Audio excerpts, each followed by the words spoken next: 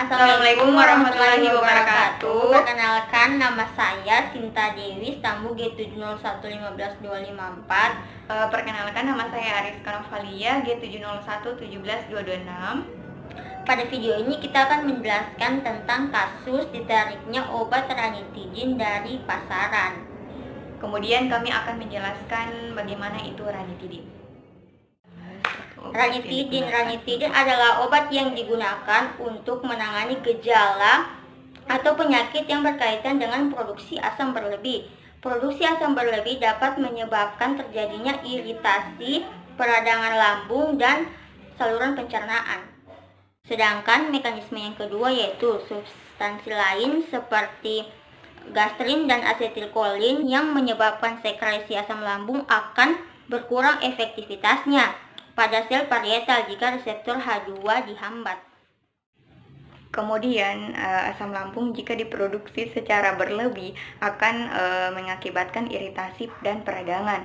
Peradangan inilah yang dapat berujung pada beberapa penyakit seperti tukak lambung, tukak duodenum, MAH, nyeri ulu hati, serta gangguan pencernaan. Kemudian farmakokinetik ranitidin terbagi menjadi 4 aspek. Yang pertama itu absorpsi, distribusi, metabolisme, dan ekskresi. Yang pertama, absorpsi, penyerapan ranitidin lewat rute oral atau bioavailabilitas 50% reabsorpsi dan mencapai jarak plasma concentration dicapai dalam 1-2 jam. Absorpsi ini tidak dipengaruhi oleh makanan atau antasida. Yang kedua itu distribusi. Distribusi secara luas termasuk ASI yang mengurangi sawar darah otak dan plasenta. Konsentrasi ranitidin pada cairan cerebrospinal 1/20 atau 1/30 konsentrasi di dalam plasma yang hampir sama. Kemudian volume distribusi 1,4 liter per kilogram atau sama dengan 1,2 sampai 1,8 liter per kilogram.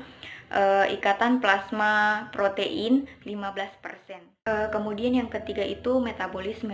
Metabolisme ranitidin terjadi di hepatik dengan total pembersihan sebanyak 30% dari total body setelah pemberian dan 73% setelah pemberian oral. Hasil metabolisme ini, ranitidin adalah nitrogen oksida sebagai metabolit utama sebanyak 4% dan dari total dosis yang diadministrasi sebanyak 1% dan di metil ranitidin sebanyak 1% dan ditemukan di urin. Sisa dari dosis yang dari awal itu diberikan dan ditemukan di feses. Kemudian yang terakhir itu ekskresi. Ekskresi ranitidin dilakukan via renal dengan rata-rata 530 ml per menit hingga 760 ml per menit yang menandakan ekskresi tubular aktif. Kemudian ekskresi ranitidin pada urin sebelumnya oral 30% dan 70% pada pemberian IV dalam 24 jam. Sisanya diekskresikan lewat feses. Alasan utama ditariknya produk ranitidin dari pasaran yaitu karena mengandung NDMA yaitu nitrosodimetilamin yang merupakan turunan nitrosamin yang terbentuk secara alami. NDMA sebenarnya diperbolehkan ada, tetapi pada batas kadar yang ditentukan yaitu tidak boleh lebih dari 96 nanogram per hari. Apabila dikonsumsi secara berlebihan dan terus-menerus akan memicu terjadinya kanker.